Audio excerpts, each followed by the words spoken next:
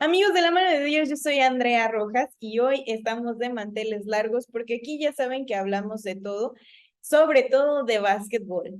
Y conmigo está el entrenador de básquetbol sobre silla de ruedas, Aarón Dávila. ¿Cómo está, coach? Hola, ¿qué tal? Pues aquí muy bien. Gracias.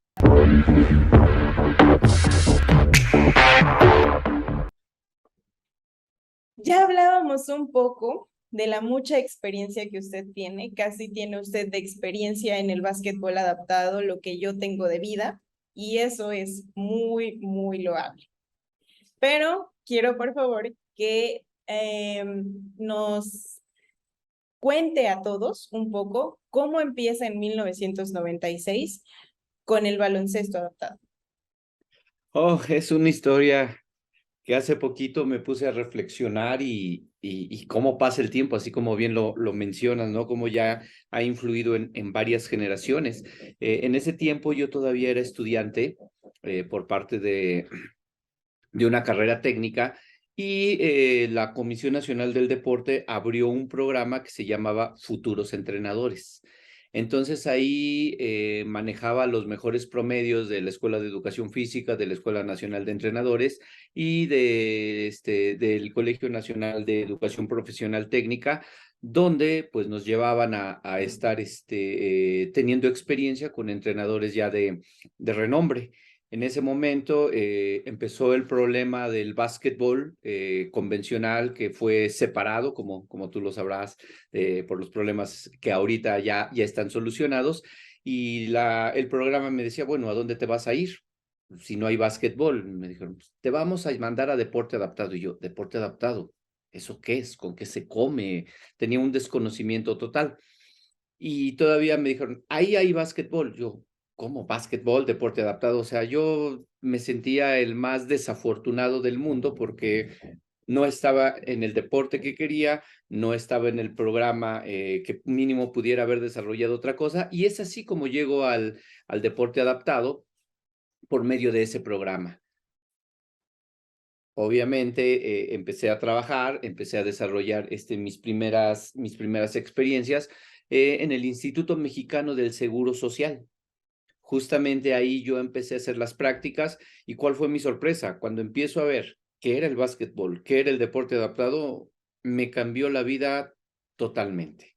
Y poco a poco, pues como te darás cuenta, me fue absorbiendo cada vez más y más y más de lo del básquetbol convencional. El básquetbol convencional no lo he dejado, pero sí le he dedicado más tiempo al básquetbol sobre silla de ruedas, que es una de las especialidades en las cuales en México y yo creo que en gran parte de América Latina no se había tomado en cuenta.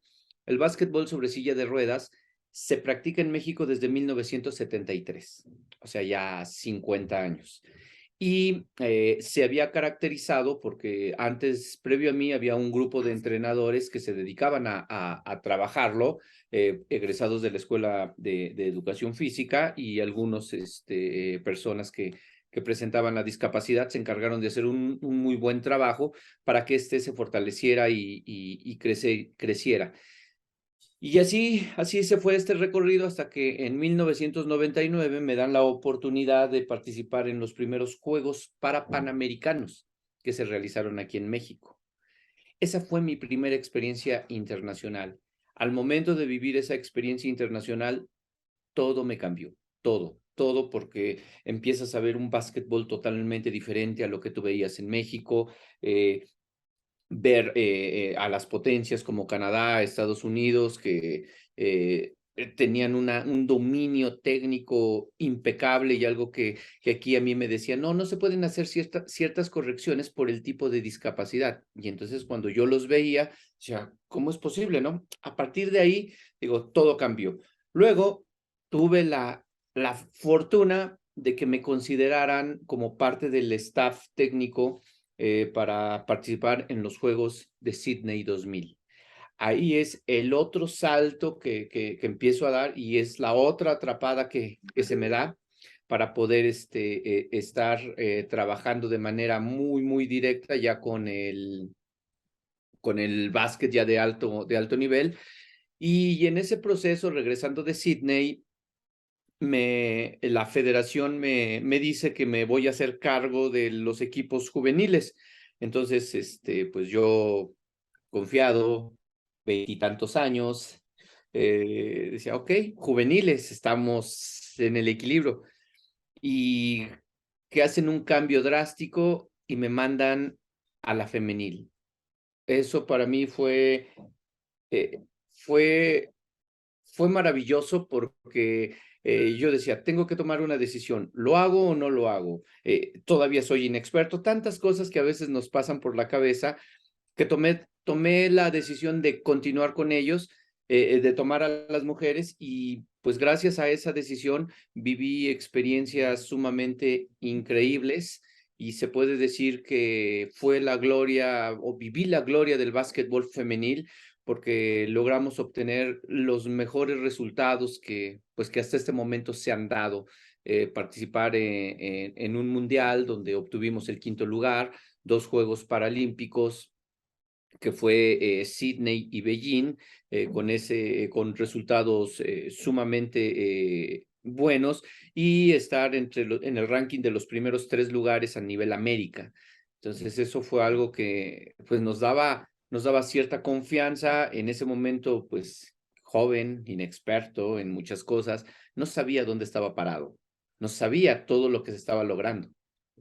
Y mire qué importante, ahorita México acaba de clasificar a sus segundos Juegos Olímpicos en 50 años y no nos damos al Mundial en 50 años, y no nos damos cuenta o no miramos que tal vez en otras categorías, en otras ramas, en otras variantes del básquetbol, hemos estado presentes en las máximas fiestas del deporte, ¿no?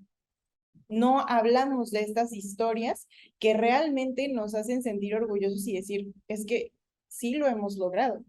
¿Por qué se ha logrado en eso? Y tal vez no estemos contando las historias correctas, no estemos dando la información real, porque México ha estado en unos Juegos Olímpicos, México ha estado en un Mundial, México ha conseguido buenos rankings, pero creemos que solo se basa en una categoría, en una rama y no nos damos paso a los demás.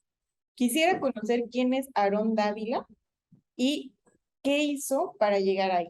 Es decir, creo que cada uno de nosotros, y hablábamos ahorita en un foro de mujeres aquí en La Mano de Dios, que las mujeres hemos tenido que estar un poco más preparadas para abrirnos paso, ¿no? ¿Qué hizo Aarón para abrirse paso en este mundo del básquetbol? Híjole, pues creo que esa pregunta viene como anillo al dedo y justamente con la experiencia que están teniendo ustedes como mujeres de estar cada vez más preparadas. El hecho de que a mí me hayan mandado al básquetbol femenil, que en ese momento era estaba un poco descuidado, pues lo primero que hizo es adaptarme a un trabajo femenil, adaptarme a entender a la mujer como tal, que era sumamente complicado. ¿Por qué? Pues porque hay una discapacidad motriz. Ese es lo único que se necesita es estar en una silla de ruedas para poder desarrollar, pero de ahí la competencia, ese deseo de salir adelante, siempre ha estado ahí presente. Y justamente el primero adaptarme al trabajo con mujeres fue uno de los mayores desafíos que tuve. Adaptarme a mujeres, aplicar y transformar una metodología convencional a silla de ruedas. Ese fue otra migración que empecé a tener y que justamente no me había dado cuenta de todas esas fortalezas que empezaba a tener, pero hay algo clave. Al final hablaba de un deporte adaptado, hablaba de personas con discapacidad y por lo tanto el estigma es que el entrenador sigue siendo un entrenador de deporte adaptado. ¿Por qué? Porque está categorizado en ese nivel. Entonces, las oportunidades, las pagas, los apoyos son totalmente diferentes para el convencional. Y eso lo he estado comprobando a lo largo de todo este tiempo. Y quizá esa hambre es lo que nos hace, o lo que hizo en ese momento, el el dar esos resultados. Rompimos toda una estructura de trabajar realmente como alto rendimiento, donde las chicas se entrenaban más de 20 horas a la semana en ese tiempo. O sea, imagínate cómo se rompió esa estructura. Madres de familia, estudiantes que tenían unas becas muy bajas por parte de CONADE, al final tenían beca, pero no era suficiente para poder mantener a la familia, ir en contra de ese machismo que se da en todos lugares, con discapacidad o sin discapacidad, de que no se nos permitiera en cierto punto participar en eventos varoniles hasta que estuvimos luchando, y gracias a toda esa lucha que se hizo en la rama femenil fue que el básquetbol en esa etapa, hasta el 2008 que yo estuve a cargo, creció y creció exponencialmente, siendo durante todos esos años la cara del básquetbol sobre silla de ruedas, participando en 2 Juegos Paralímpicos, en el Mundial de Kitakyushu, que fue en Japón, participando también en el Mundial del 2006, ese fue en Estados Unidos, y eso dio nuevamente los pases pues, para que se estuviera en los Juegos de Beijing. Entonces, en ese momento, todos los países, todos los países primermundistas, yo no me había dado cuenta de que volteaban a ver a México.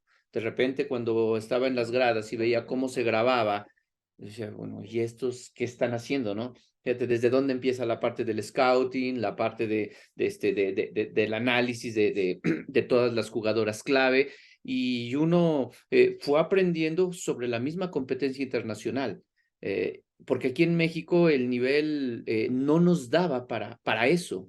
Entonces esa fue parte de una adaptación y lo que me hizo crecer como profesionista.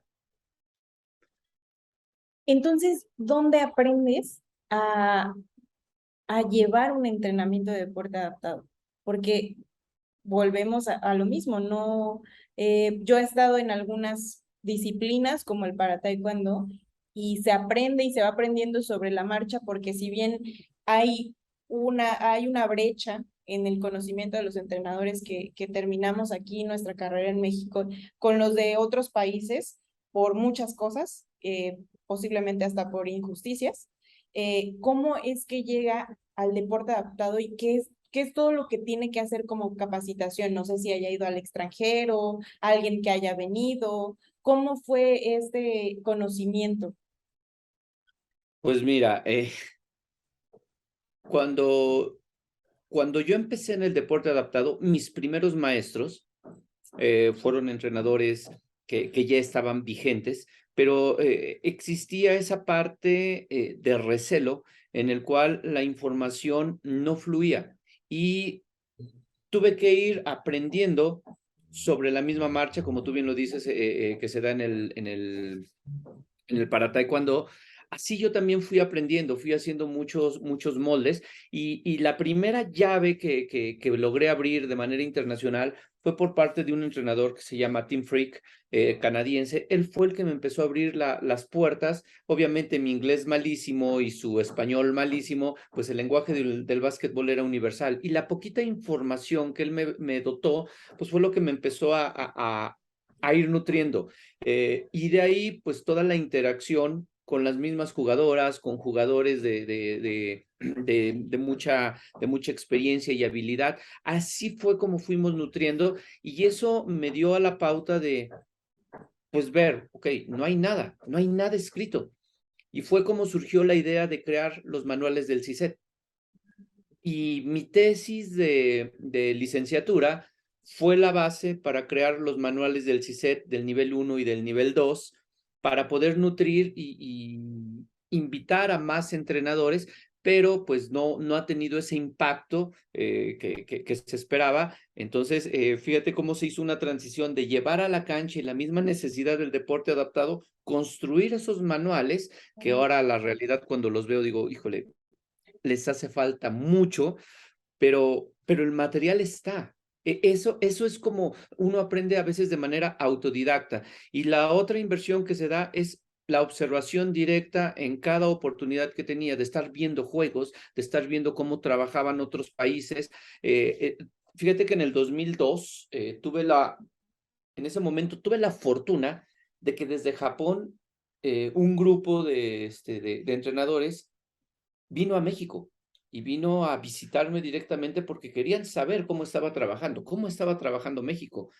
Yo no sabía que me estaban estudiando, no sabía que querían sacar toda esa información porque nos veían como esa potencia. Es lo que decía, nosotros no nos veíamos así. Esa es la parte que a veces no hacemos clara ni visible, porque es parte de una cotidianidad que se nos hace normal, pero no es normal, no es normal. Y entonces ya después de yo darles toda esa información, ya no volvimos a ganarle a Japón. Y todo esto fue evolucionando cada vez más. Entonces, cuando tú te empiezas a dar cuenta de todo ese estudio que hay y cómo la ciencia del deporte entra, es donde ves esas brechas en el deporte adaptado. Si lo vemos en el básquetbol convencional, ahora imagínate en el deporte adaptado que también existe todo eso. Qué impresionante. Y quiero aquí hacer una pausa para decir qué es o cuáles son las funciones del entrenador mexicano en el deporte adaptado, porque bien nos comentas, es una labor también de investigación, de metodología en el deporte, un poco de aplicar todas estas ciencias, pero también creo o he vivido, sido testigo presencial que los entrenadores también cargan, por ejemplo, con la búsqueda de patrocinios, de apoyos, de hasta llevar ellos mismos de ser hasta chofer, ¿no? De sus atletas para poder cumplir con los compromisos que se tienen. ¿Cuáles son todas esas funciones extra que hizo durante toda esa trayectoria? Mira, pues fue mucho, aquí te estoy hablando solamente de un bloque, del primer bloque del 2001 al 2008, que estuve al frente de la rama varonil. En ese momento, mi visión, tengo que reconocerlo, estaba enfocada 100% en el alto rendimiento. Y empecé a descuidar mucho esa parte del desarrollar futuras generaciones. Al final, como todos, ¿no? Sabemos, vamos dando los resultados, se va manteniendo, estamos presentes en los eventos magnos, todo está perfecto. Claro. Pero esa mentalidad de planear y de ir 3 pasos adelante es algo que en ese momento, si con trabajos como entrenadores teníamos herramientas para planificar, ahora imagínate para administrar y yo ya le llamo crear proyecciones de vida deportiva de los jugadores. Ahora imagínate si estas chicas o estas personas con discapacidad venían de nacimiento o la adquirían a lo largo de su vida. Eso hacía tan complejo esta parte que era la parte de ir buscando precisamente esos patrocinios. En una ocasión nos empezaron a apoyar con balones, pero esos mismos balones se acababan muy rápido por los contactos que se tenía a veces con la silla. El principal implemento que se tiene que conseguir aquí en México y a nivel América Latina es la misma silla de ruedas. Claro. Y eso es algo que dificulta mucho porque las sillas son personalizadas. O sea, no es estandarizada, no podemos sacar 20 sillas y subimos a todas las personas. No, las sillas son personalizadas para que puedan maximizar sus habilidades. Y luego, aunado a eso, no había una credibilidad a veces en ese tiempo porque se veía la discapacidad o veían a estas deportistas como, mira, pobrecitas, ay, tienen discapacidad. Ah, pero mira cómo lo hacen. Nosotros, y creo que ese grupo jamás se vio así. Era un equipo de alta competición en muchos aspectos, con diferencias en todos los sentidos, como en todos los equipos y en todas las familias existía eso.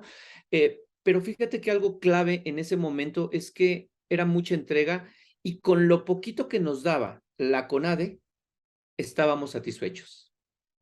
Poco a poco fue creciendo y cuando empezamos a requerir más, ya fue en la parte cuando estuve en la rama varonil, donde los apoyos se necesitaban más, se vendía una imagen totalmente diferente. ¿Por qué? Porque ya la competencia iba a vez cada día más a mayores exigencias y esta punta de lanza se dio a partir del regreso de Beijing 2008, cuando yo ahí logré percibir que toda la tecnología en las sillas de ruedas, en la manera de estar, de generar el staff técnico para poder competir en ese nivel, ya estábamos nosotros rezagados. Tanto fue así que hubo un partido clave en el cual me hizo reflexionar muchísimo, muchísimo y rompió esa estructura de pensamiento en el cual juego contra el local, que es China, sus primeros juegos, su primera participación. México venía con 3 juegos previos y China le gana a México.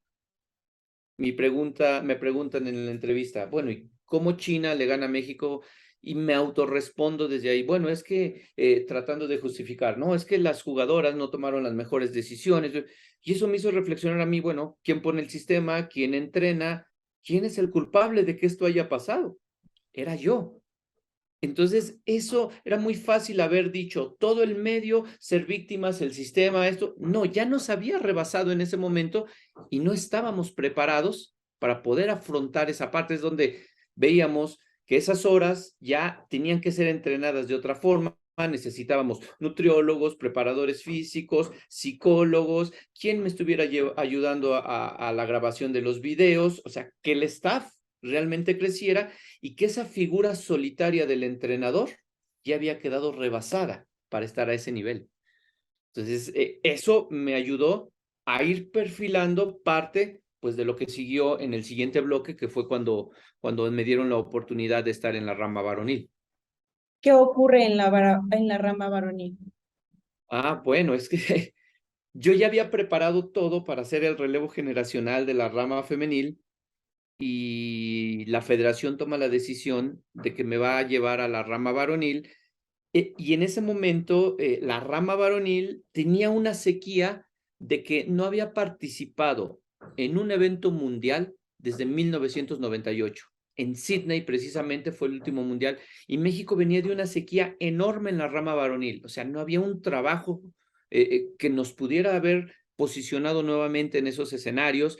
La última participación que fue con quien yo inicié en la rama varonil, que fue en Sydney 2000, ahí yo iba de asistente, fue la última y que hasta la fecha no se ha vuelto a participar en la rama varonil en unos Juegos Paralímpicos. Ahí está rezagado. Pues obviamente yo había puesto barreras, no estaba muy convencido de estar en la varonil porque casi no veía futuro, pero después cambié el chip y dije, bueno, es que el futuro al final lo hacemos nosotros. Sí. Y fue donde empezamos a agrupar a un equipo sólido, mezclar experiencia con novatos. Fue un híbrido muy, muy padre que después de 18 años logramos clasificar nuevamente a un mundial. Eso se dio en el 2009 en Vancouver, y pues obviamente fue eliminando o teniendo ese tercer lugar de América, eliminando ni nada más ni nada menos que a Brasil. El último encuentro de Brasil con México en la rama varonil fue una diferencia de 50 puntos. O sea, eso fue abismal, fue un golpe de autoridad tremendo. Y pues mira, logramos tener un juego de preparación en el 2008, ya te estoy hablando de hace muchos años, donde logramos ganarle a Brasil en esa Copa de preparación, y luego en el, la Copa América clave para que nos daba la clasificación al Mundial, pues ahí logramos vencerlos, clasificar nuevamente a un Mundial, y eso nos dio marcha nuevamente para agarrar, trabajar y volver a clasificar a otro mundial en el 2014. Pero en ese inter, si bien recuerdas, se dieron los Juegos Panamericanos de Guadalajara 2011. Ahí todo estaba listo. Fíjate que esa es una anécdota y una enseñanza muy, muy significativa que a varios nos mandó al hospital, y creo que es lo más rico que podemos ahora recuperar, y que me hizo ver que la planeación no era rígida, que la planeación tiene que ser muchas veces flexible, y que si quieres conseguir tu objetivo, le tienes que ganar al que se te ponga enfrente. En ese momento habíamos diseñado el plan para que en la fase de grupos dejáramos fuera Argentina, nos enfrentáramos en una semifinal contra Brasil, para de ahí ya poder estar entre los primeros 4, y en los cruces ser casi locales, no importaba si perdíamos con Canadá o Estados Unidos, ya estábamos dentro, ya estábamos recuperando el pase hacia Londres 2012. Pues resulta que en el Inter nosotros hicimos todo perfecto, le ganamos a los que les teníamos que ganar, pero en la otra llave, increíblemente, Canadá es el campeón del mundo y el que tiene mucha trayectoria. Canadá pierde con Colombia. En esa llave de que Canadá haya perdido con Colombia, nos toca por el tercer lugar y por el pase a Londres con Canadá. Pero el juego psicológico, desde el momento en el cual nosotros observamos que nos tocaba jugar contra Estados Unidos, eso es algo que tengo muy grabado. Ver la victoria de Colombia fue la sepultura de México en ese momento, y ahí volví a reforzar que esta parte mental teníamos que trabajarla, porque fue una adversidad que no la controlamos nosotros. Y el deporte, pues te da todas esas revanchas, ¿no? Ahí nos dejan fuera. Tuvimos la oportunidad de participar en la siguiente Copa América, que fue la que nos dio el pase al siguiente Mundial, y pues ahí dejamos fuera del Mundial, ya con esta fortaleza y con este trabajo, pues nada más ni nada menos que al campeón del Mundial de los Juegos Paralímpicos. Dejamos fuera a Canadá de un Mundial.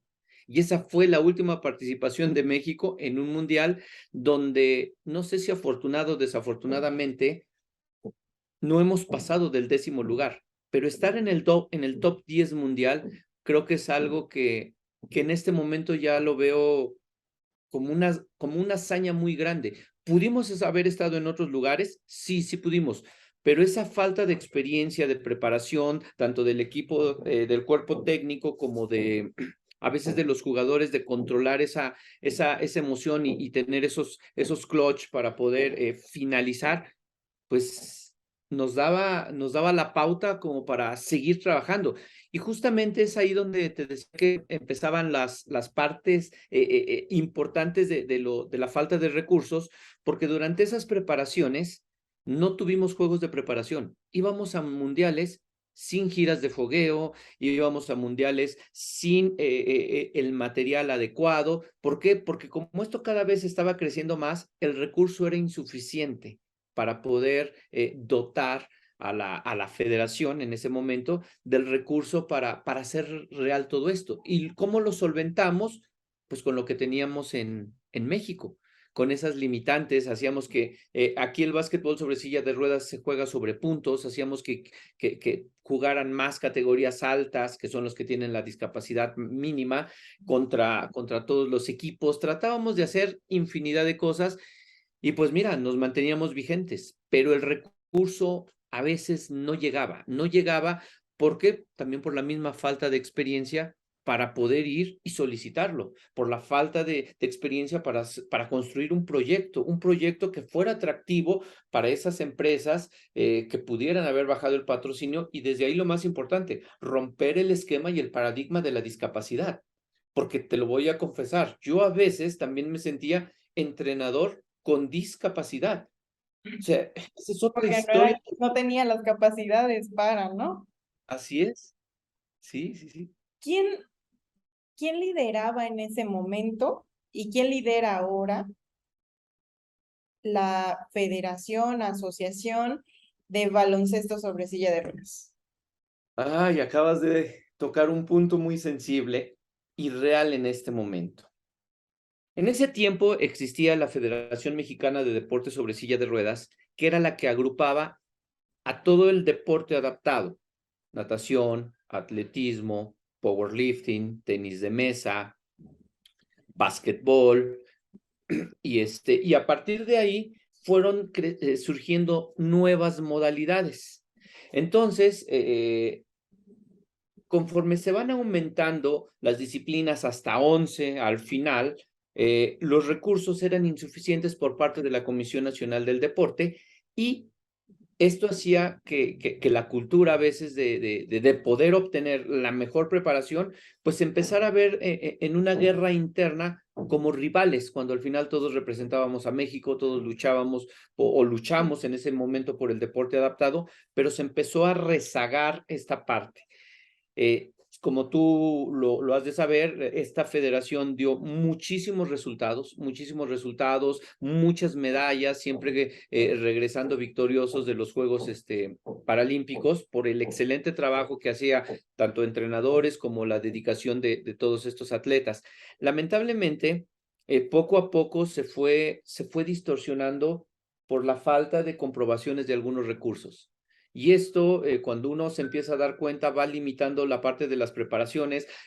Algo que, pues que muy pocos lo saben es que yo cobraba una sola vez al año y con sueldo de discapacidad, no con un sueldo de un entrenador nacional, lo que hacía que me tuviera que duplicar en muchos trabajos y al final regresar y entregar todo, porque mi pasión sigue siendo el deporte y en este caso todo el básquetbol, pero eh, cuando uno empieza a ver todo lo que ha dado y que eso no es comprobado, pues se generó un problema en el 2000, perdón, en el 2020, sí, en el 2020 ya se habían perdido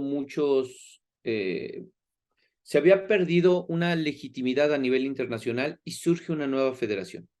Al surgir esta nueva federación, empieza una lucha por los avales internacionales y resulta que la IWF, que es la Federación Internacional de Básquetbol, le da el aval a la federación que ya había perdido los derechos ante la CONADE, y de ahí el básquetbol sobre silla de ruedas se centra en un tema de discusión, en ese problema de los padres divorciados, y se empieza a convertir como en el pleito de ambas federaciones. En la actualidad se sigue luchando por eso, se sigue luchando por un reconocimiento internacional, ya hay una federación nueva, constitucionalizada, y avalada por la IWF, pero que carece de credibilidad por parte de mucha de la población. Entonces, al final, esto se sigue rompiendo. Claro. Y lo que hablábamos ahorita de dónde hemos estado, pues en la actualidad ahorita México ocupa el 7º lugar para Panamericano, después de estar siempre luchando por medallas. En la última Copa América que pudieron asistir las mujeres sin recursos, ellas pagando sus gastos, pues lograron obtener un 5.º lugar de América, lo que lamentablemente no les da el pase para haber estado tanto en unos Juegos Mundiales que ahora se hicieron en Dubái, y pues eso hace que el panorama para poder regresar a unos Juegos Paralímpicos pues esté cada vez más lejos. Claro. Y si hoy le dijeran, vamos a escribir una autobiografía de mis logros o de los logros que conseguí durante 28 años, ¿qué colocaría en ese párrafo? En un párrafo.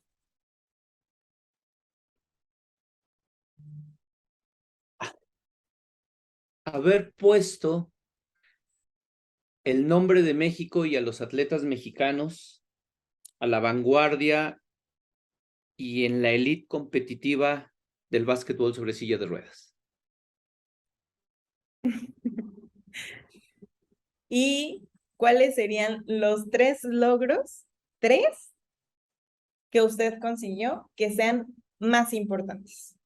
Hijo, pues mira, hay muchos, pero me voy a quedar con 3. 3 con 3 equipos diferentes.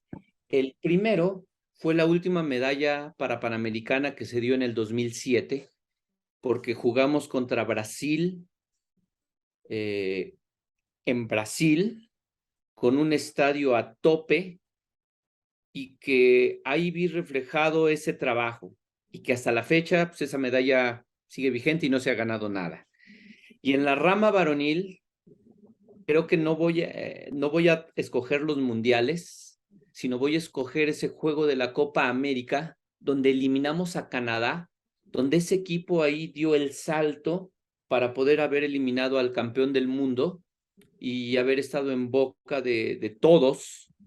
Y el tercero es con la categoría juvenil, con un equipo de desarrollo 100%, con estas generaciones que nos dieron clasificaciones a 2 mundiales juveniles de manera consecutiva, y que esta generación está jugando profesional en España. Y ese es el logro que destaco, que muchos de los jugadores han crecido como personas, están creciendo profesionalmente. ¿Quiénes son esos jugadores? ¿Cómo se llaman? Es una lista muy larga, está desde Luis Alfonso Cristén Barba, Efraín Martínez, Martina Redondo, Salvador Sandoval, Salvador Jasso. En esa generación no me tocó a mí de juvenil, pero también está Eduardo Prieto.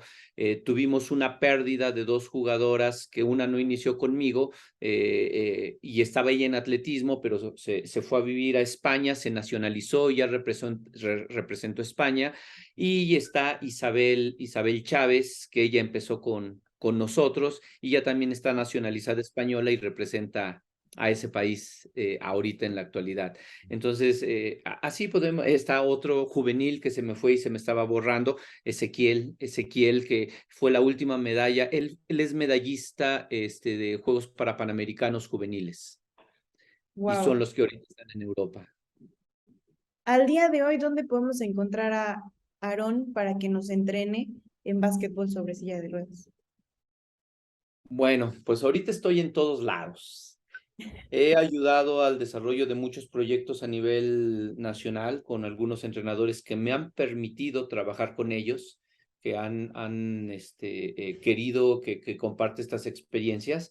Pero el proyecto más sólido que tengo ha estado en el Instituto Nacional de Rehabilitación, donde se trabajó y que aprendí a trabajar con pacientes y no con la gente del alto rendimiento, con personas que acababan de adquirir una discapacidad y que los teníamos que introducir al básquetbol. No te voy a mentir, los primeros pacientes los corrí porque los veía atletas de alto rendimiento. Entonces ahí aprendí también esa parte de iniciación, de procesos, que fíjate cómo va sumando a todo este bagaje de trabajar con alguien que acaba de adquirir la discapacidad hasta el que lo podemos llevar a la elite competitiva para trabajar sobre su IQ básquetbol y lecturas. O sea, es un mundo, es un mundo. Y que aparte es una gran labor, porque no es una labor fácil. Nosotros aquí en la mano de Dios hemos hablado con entrenadores, no sé, universitarios que de pronto tenemos problemas sentimentales, emocionales, de toda la carga que traen los jugadores convencionales. No me imagino la carga emocional que posee una persona que acaba de adquirir una discapacidad y que usa el básquetbol como reinserción social, podríamos decirlo, ¿no? Sí, que esa es la parte esencial de este proyecto del Instituto Nacional de Rehabilitación.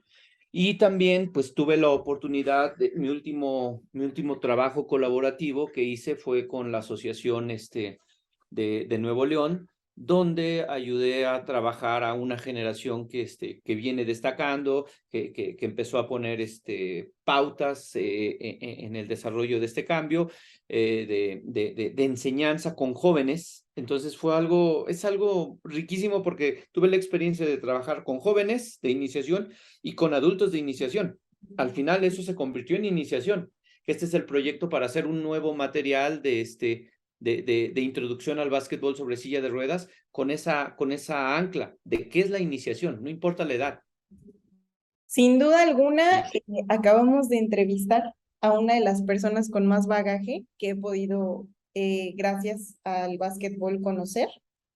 Y pues que podríamos pasarnos aquí mucho tiempo hablando, podríamos hacer varias sesiones de todas las cosas que usted nos puede enseñar sobre algo que todavía desafortunadamente sigue siendo una minoría en México y que por eso no alzamos la voz, ¿no?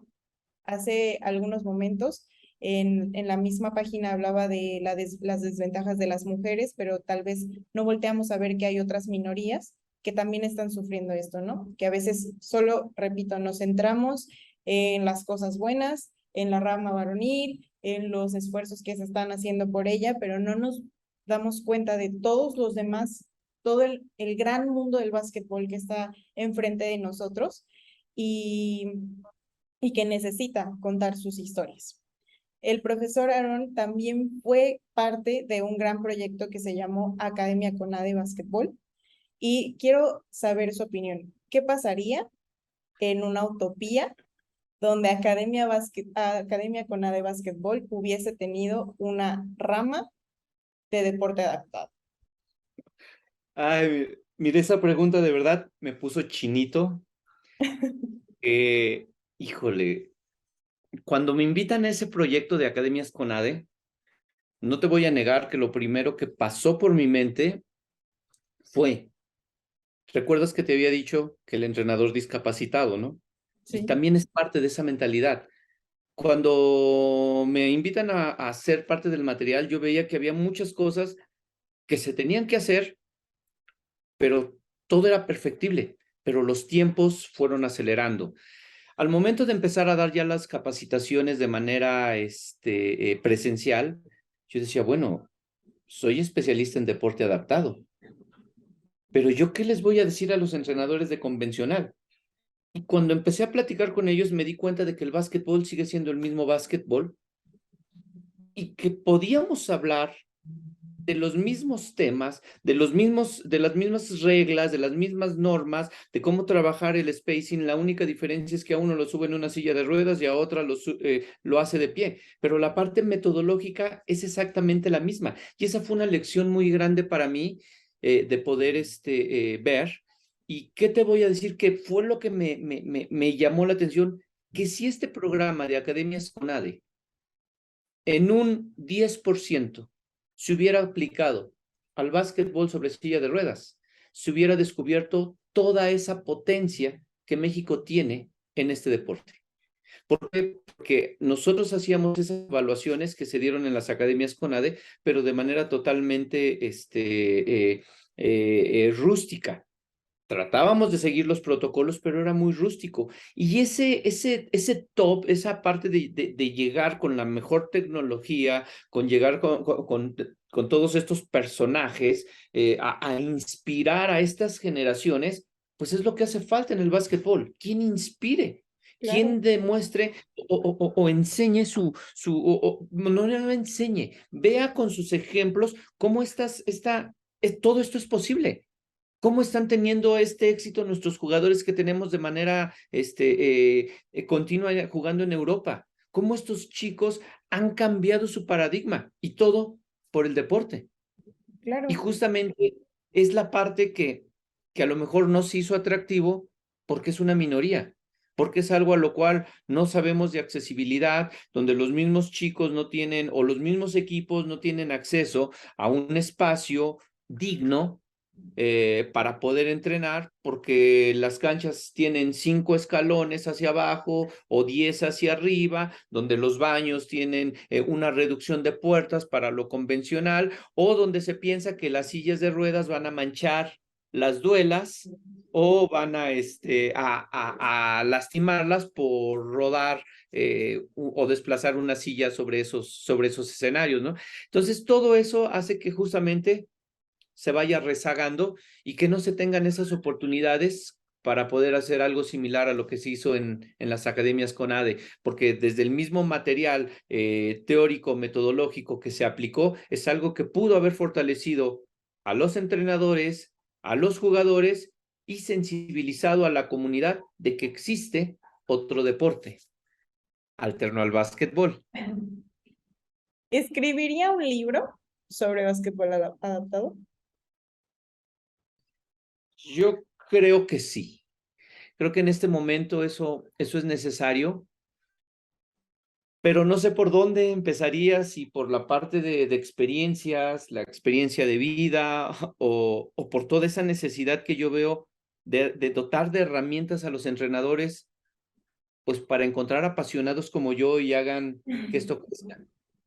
Que al final es difícil porque es un medio muy complicado.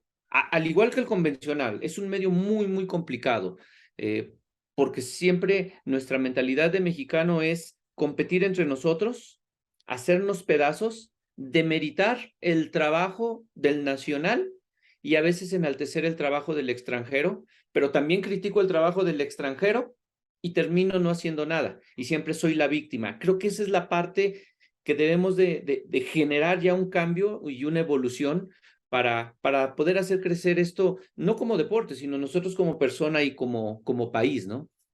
Claro que sí. Yo creo que justamente acaba de tocar algo que es las personas.